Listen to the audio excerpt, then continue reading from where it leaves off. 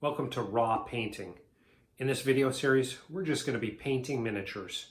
You're going to get a bird's eye view of me just painting miniatures. It's raw, uncut. We're going to post it as it's recorded, so there's never any telling what's going to be said. If you like watching miniatures being painted, if you've got tips, tricks you want to pick up, if you want to add any content in the comments below, I'll be happy to reply to them. And let's just jump in and paint some miniatures.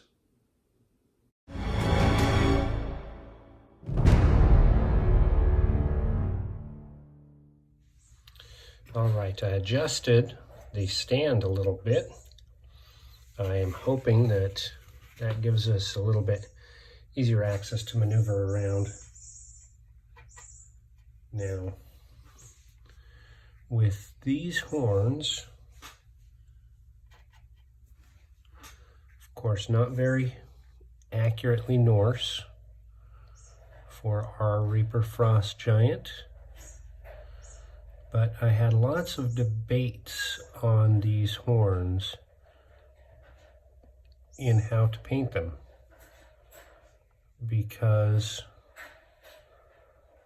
initially I was going to go with a cow horn, like a Texas Longhorn theme, and paint them up in classic cow horn styles or colors.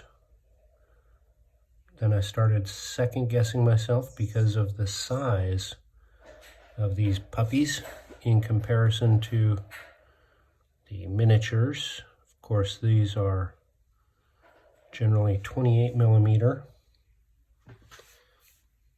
and so 1 inch is close to a foot in scale. So I thought, well, no, they're probably more like woolly mammoth tusks or elephant tusks. So they should not look like cow horns, but more like elephant tusks. So they should be ivory instead of, classic cow patterns or style or color. So I started thinking about that, and to tell you the truth, while it's probably more like accurate what they would be for scale, these minis are for a fantasy game, fantasy tabletop role-playing game. So we're gonna do them like cow horns so that they're super recognizable as horns on a helmet.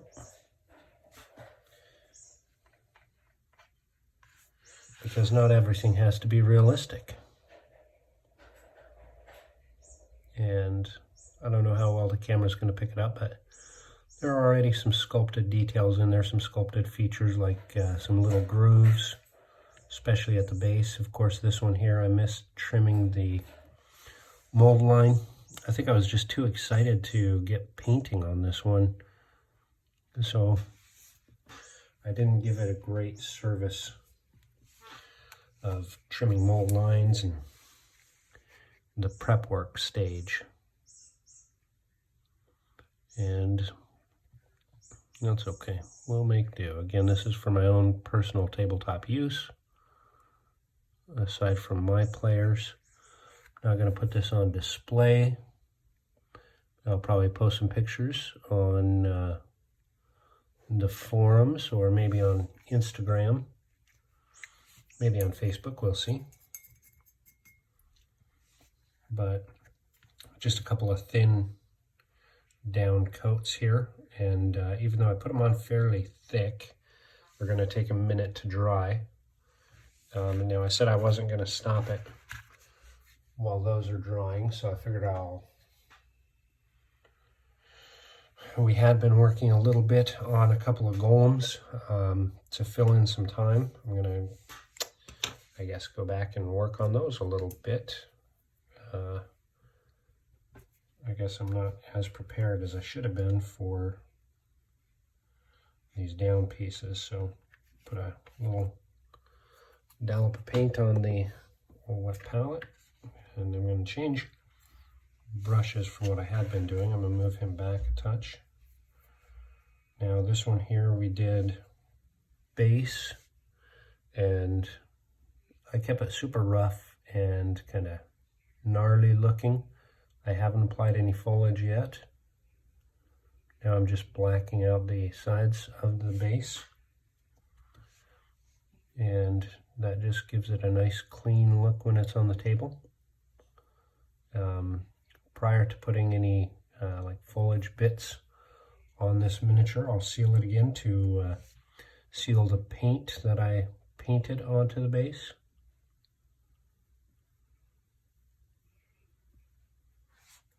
And I'm using an older, stiffer synthetic brush for this, just because there are bits of the base material that I used that are rough and of course glued onto the side, and I don't want to tear up any of my good brushes, so I have a synthetic stiffer haired brush that allows me to paint over those bits that are on the side.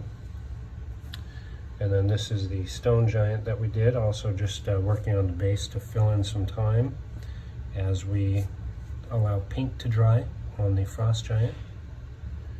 And same thing here, I'm just going to be painting on the sides of the base to make it a nice dark black. When that seals up with the matte sealant, just gives it a nice clean look and easy to see on the tabletop for the space that this creature occupies or takes up. So this one again is kind of funky because even though it's a bigger mini than your standard in size, the scale on it is a little funky because in the game mechanic terms, it's supposed to take up a larger area, so a 2-inch area. That's why it's on a larger base. It's considered a large creature, so it takes up or can occupy a 10-foot square, which is represented in 2 inches. But you can see that the mini actually looks a little funky on that larger base. But that's okay. Again, it's about representation of the creatures. And we're going to set those aside just so they can dry, those bases can dry. And I'm going to set that brush aside because we'll probably end up doing a couple of layers of that black. And just give this guy a good once over, see where it's wet and where it's dry. And I see a couple of shining spots where it's wet. I also see a spot there on that horn where we did not get any paint yet. That's okay because we've got to layer this up. But that one horn is nice and dry. And so now we'll be a little more accurate in our paint application. And these are thinned down quite a bit, this paint. So it's going to take more layers to cover these horns to get good even coverage. But the horns themselves, it's amazing what you have to kind of research when you're painting minis. So when I was early on trying to get ideas for what I wanted the horns to look like, I did so much looking at horn colors, tusk colors, ivory colors. I think one of my Google searches was prettiest elephant tusks. Just some of the searches that you end up doing are kind of crazy. But like I said, I'm going to do a horn coloration on this, and the ones that I really liked the best, of course, were kind of the more classic cow horn colorings, where they started out a little darker, closer to the head. Then went into off-whites or lighter colors, kind of creamy whites with very little, you know, like actual white. And then into browns and ending in black. So kind of that classic cow horn look is what I kind of settled on. I apologize, I got a little bit of shakes today. Again, if I used a regular handle,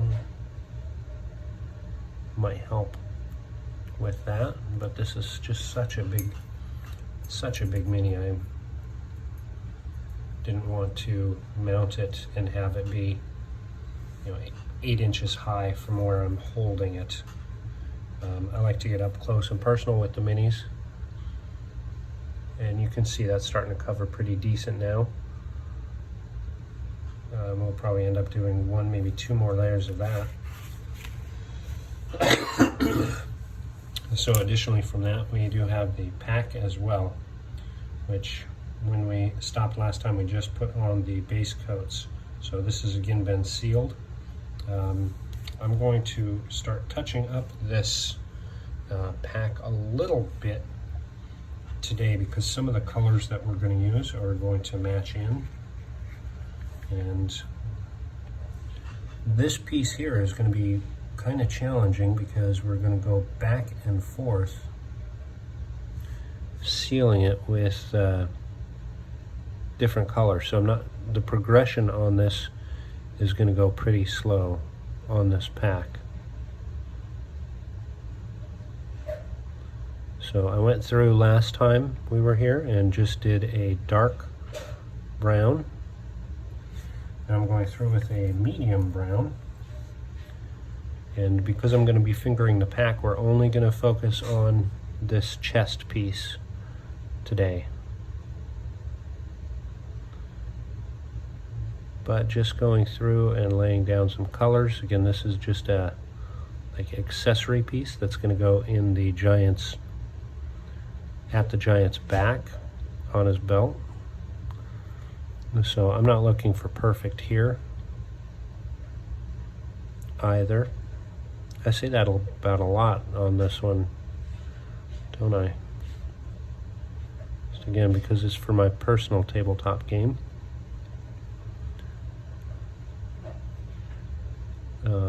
A lot of times on my personal tabletop game pieces, especially the monsters, I'm good with just triads and light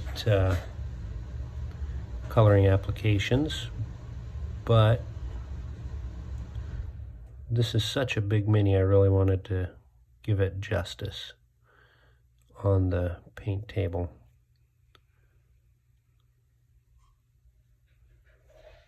And of course, depending on your technique, one thing you can do is go through this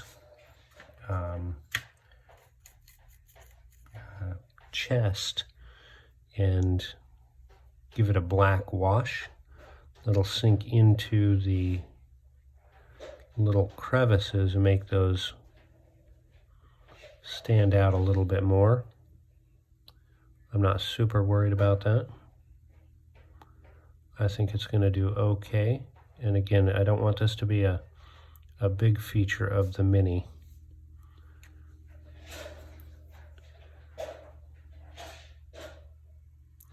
But I also don't want it to look like it was forgotten.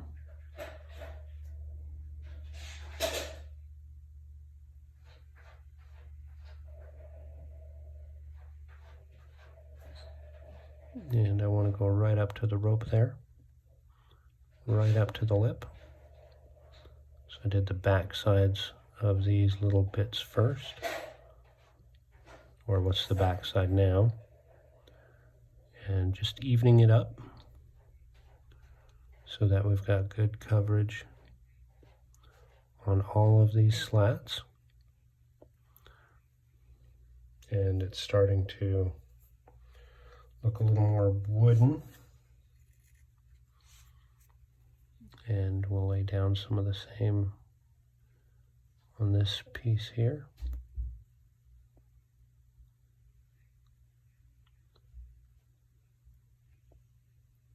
Again, some of the same processes that we use for it all.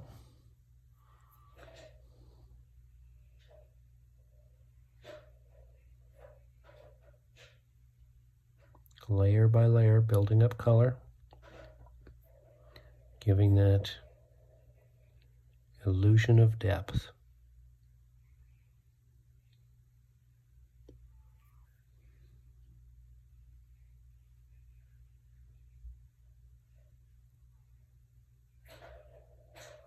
And by doing these couple of different components and bits, that allows the color on our horns to dry.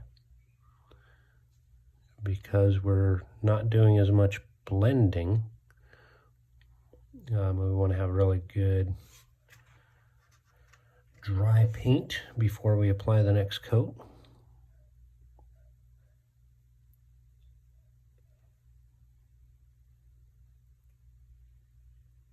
And this medium brown is close in colorization to the base layer, so it'll actually blend pretty decent on its own, but still have enough contrast that you can tell it's different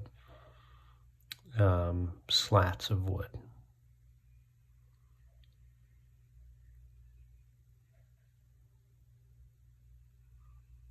And then I'll have to seal it before I do the pack, of course, because I want the oils from my fingers to get cleaned off or not mess with the paint at all.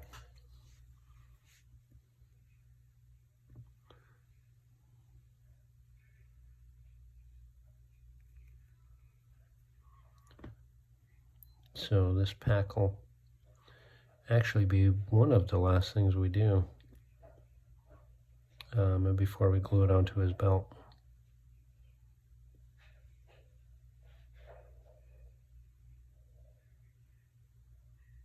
And again, not looking for perfect on this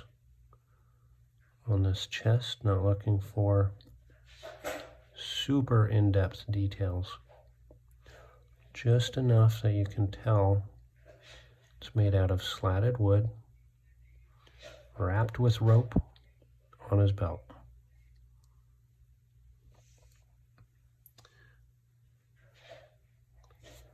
But definitely coming together.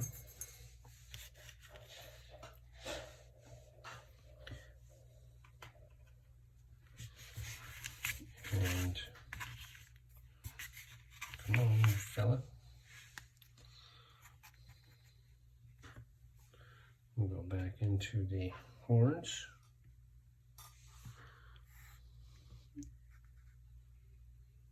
And just applying these thin coats, making sure that we've got that gray base covered really well. I could actually be using a little bit larger brush on this layer.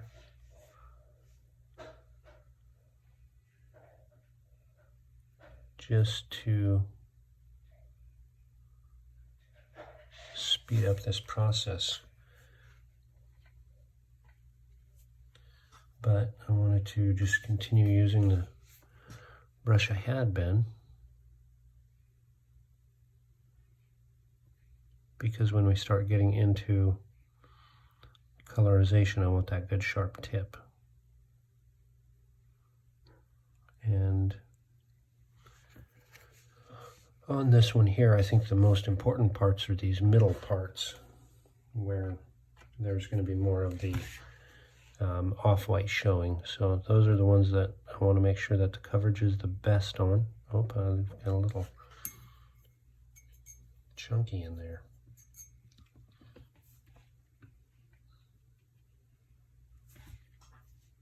Mix that up on the palette a little bit more. Give the brush a real good clean. Dab it off. because I prepped these colors so far ahead of using them. Looks like maybe the very outer edge had solidified up a little bit. Of course, I am using a wet palette, but even with a wet palette, it doesn't prevent all of your paint from drying out. You have to keep getting in there and using it,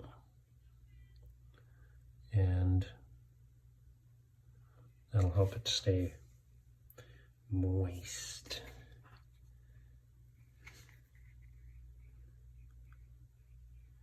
And this is an off-white. It is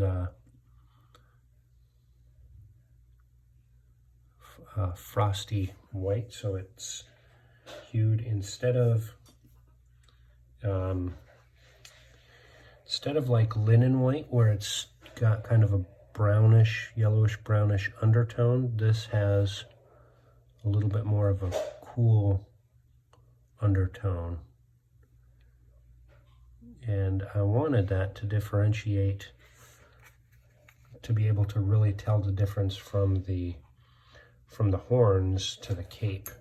They'll have different tones. The cape will be a lot warmer in color. Well, maybe not, because as we start applying the layers, they will be warmer colors. So maybe not. Who knows? Let's jump back to our treasure chest, and this will be the last layer we do on the wood. And I am going to just utilize it sparingly.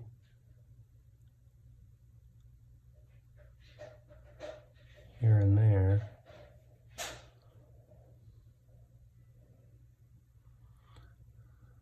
And this will give us some like wood grain definition, is what I'm hoping for. Just very light, very, very light strokes.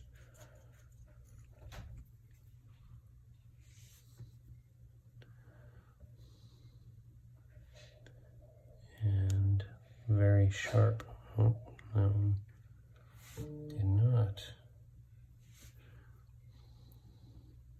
do what I wanted it to do. I'm not happy with that bit there at all. I'm going to go back to my wet palette, and I'm going to let that little bit dry.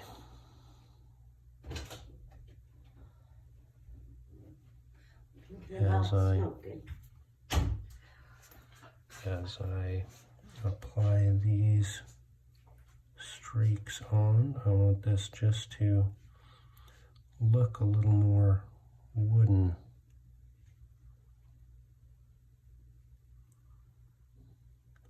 So giving it almost a grain texture.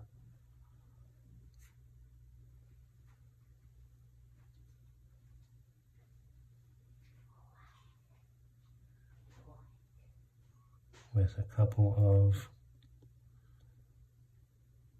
lines, and they don't have to be perfect. Again, this is for my own tabletop use. But we want to give that illusion of broken up fibrous wood. So not too bad.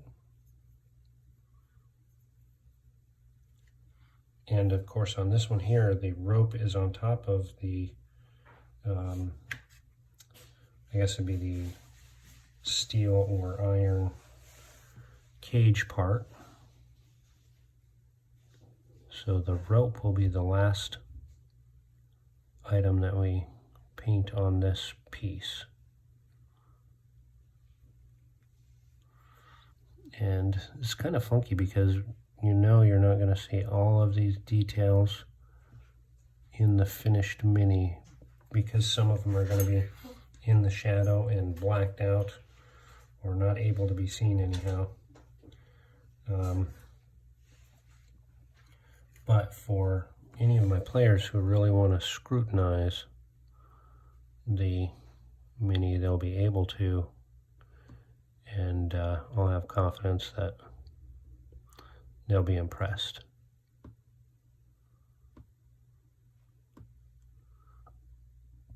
Which for many painters is the hardest part, is having that confidence for other people to check out your work.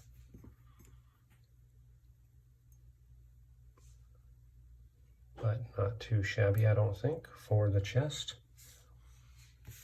Let me check where he's at on his horns. And not too bad. I think we can start to prep up for some different colors. Thanks for watching our video. We hope that you enjoyed it, and we'd love to have you subscribe. Feel free to hit that button if you care to get notifications for when we post new content. Leave your comments below and help us answer the question of where will your adventures take you. Enjoy.